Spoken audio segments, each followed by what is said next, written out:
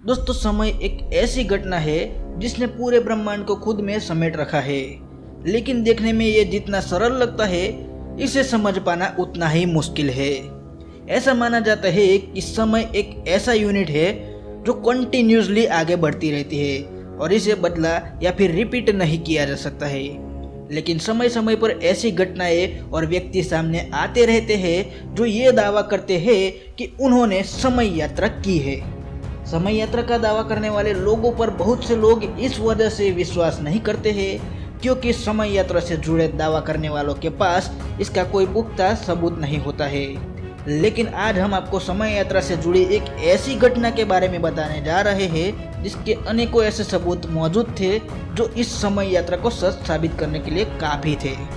तो दोस्तों, चलिए जानते हैं कौन सी है वो घटना जिसको समय यात्रा से जोड़कर देखा जा रहा है। तो दोस्तों, इसके लिए वीडियो में आखिर तक हमारे साथ बने रहिए और चैनल को सब्सक्राइब नहीं किया है तो चैनल को सब्सक्राइब कर लीजिए। दोस्तों,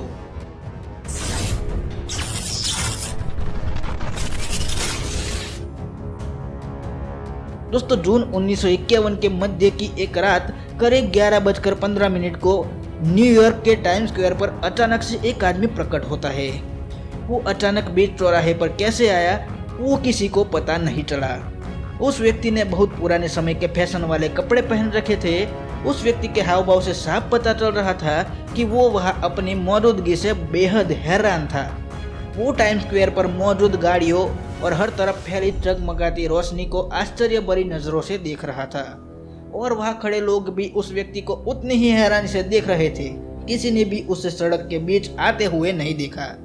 जैसे ही वो व्यक्ति सड़क के किनारे आने के लिए आगे बढ़ा, सामने से आती हुई कार से उसकी टक्कर हो गई, जिससे वो व्यक्ति बुरी तरह से घायल हो गया और कुछ ही देर बाद उसकी मौत हो गई। जब उसकी तलाशी ली गई तो उसके पास से कुछ बेहद अजीबोगरीब और हैरान कर देने वाली चीजें बरामद हुई, जैसे कि 5 सेंट की एक बियर टोकन, घोड़ा गाड़ी की सफाई करने का एक बिल जिस पर पता लिखा था। वो पता था और लाइब्रेरी स्टेबल लेक्सिंगटन एवेन्यू, जो कि 1951 के किसी भी एड्रेस बुक में यह पता मौजूद नहीं था। इसके अलावा लगभग $70 की पुरानी करेंसी के नोट और सिक्के भी उस व्यक्ति के पास से मिले। इसके अलावा एक बिजनेस कार्ड मिला जिस पर नाम लिखा था डॉक्टर रुडोल्फ हेन्स और एड्रेस लिखा था 5th एवेन्यू न्यूयॉर्क। दोस्तों, साथ ही साथ उसके पास से एक लेटर भी मिला जिसे न्यूयॉर्क से फिलाडेल्फिया भेजा जाना था और उस लेटर पर सन 1876 की स्टैम्प भी लगी हुई थी। दोस्तों, रुडोल्फ हेन्स नाम के इस व्यक्ति के पास से मिली सभी चीज़ों में एक बात बहुत ही खास थी। वो ये थी, ये सारी चीज़ें पुराने समय की होने के बावजूद भी बिल्कुल नई हालात में थी। इस केस की छानबीन का जिम्मा कैप्टन ह्यूबर्ट वी रीम को दिया गया। कैप्टन ह्यूबर्ट जब बिजनेस कार्ड पर दिए एड्रेस 5th एवेन्यू पर पहुंचे तो उस एड्रेस पर उन्हें एक ऑफिस मिला जहां के लोग रुडोल्फ हेन्स नाम के किसी भी व्यक्ति के बारे में नहीं जानते थे। कैप्टन ह्यूबर्ट ने उस समय की सभी टेलीफोन डायरेक्टरी और एड्रेस बुक को चेक किया, लेकिन उन्हें इस नाम के किसी भी व्यक्ति का कोई भी अता पता नहीं मिला। इस घटना के कई दिन बीत जाने के बावजूद भी किसी भी पुलिस स्टेशन में रुडोल्फ हेन्स नाम के किसी भी व्यक्ति की मिसिंग रिपोर्ट भी दर्ज नहीं हुई। किसी भी सुराग के अभाव के बावजूद कैप्टन ह्यूबर्ट ने अपनी तहकीकात को जारी रखा और एक दिन सन 1939 की एक एड्रेस बुक में रुडोल्फ हेन्स जूनियर नाम के एक व्यक्ति का एड्रेस मिला। उस एड्रेस पर पहुंचकर पता चला कि अब उस पते पर कोई और रहता है जिन्होंने रुडोल्फ हेन्स जूनियर नाम के इस व्यक्ति से यह प्रॉपर्टी खरीद ली थी। जैसे तैसे रुडोल्फ हेन्स जूनियर के बैंक अकाउंट की डिटेल कैप्टन ह्यूबर्ट को मिल गई। बैंक से पता चला कि अब रुडोल्फ हेन्स जूनियर के बैंक अकाउंट को बंद कर दिया गया है क्योंकि उनकी 5 साल पहले ही मौत हो चुकी है, लेकिन उनकी वाइफ अभी भी जिंदा थी और फ्लोरिडा में रहती थी। कैप्टन ह्यूबर्ट ने फ्लोरिडा के उस एड्रेस पर जाके रुडोल्फ हेन्स के बारे में पता किया। वहाँ पर रुडोल्फ हेन्स जूनियर की पत्नी ने जो बताया उसे सुनकर कैप्टन ह्यूबर्ट हैरान रह गए। उनकी पत्नी ने बताया कि रुडोल्फ हेन्स जो थे वो रुडोल्फ हेन्स जूनियर के पिता थे, जो कि 29 वर्ष की आयु में सन 1876 में लापता हो गए थे। वो अपने घर से एक शाम को सैर करने निकले थे, लेकिन फिर कभी वापस नहीं लौटे। ये जानकर कैप्टन ह्यूबर्ट और उनके साथी हैरत में थे।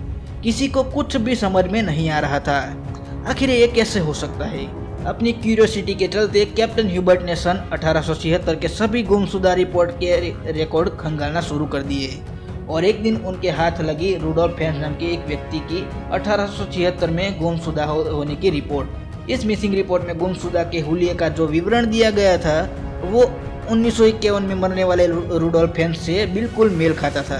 कैप्टन ह्यूबर्ट द्वारा जुटाए गए सबूतों से ये तो साबित हो गया था कि मिसिंग रिपोर्ट वाला रुडोल्फ और 1951 में कार एक्सीडेंट में मारा गया रुडोल्फ एक ही व्यक्ति है। लेकिन आखिर 1876 में गायब हुआ व्यक्ति 1951 में कैसे पहुंचा, इस बात का जवाब आज तक कोई नहीं दे पाया। बस कुछ थियरीज है जो कहती है कि ये टाइम ट्रैवल या टाइम स्लिप से जुड़ी एक घटना थी जिसके चलते रुडोल्फ ने अचानक से समय यात्रा की थी। तो दोस्तों, आज हमने जिस घटना के बारे में बात की वो कोई कहानी नहीं है, लेकिन सच में घटित हुई एक घटना है। तो दोस्तों, उम्मीद करते हैं कि आगे भी इस घटना से जुड़े कुछ सबूत मिले जिससे हमें टाइम ट्रैवल करने का मौका मिल सके। तो दोस्तों, उम्मीद करते हैं आज के वीडियो की ये जानकारी आपको अच्छी लगी होगी। दोस्तों, वीडियो पसंद आई हो तो वीडियो को लाइक कर दीजिए।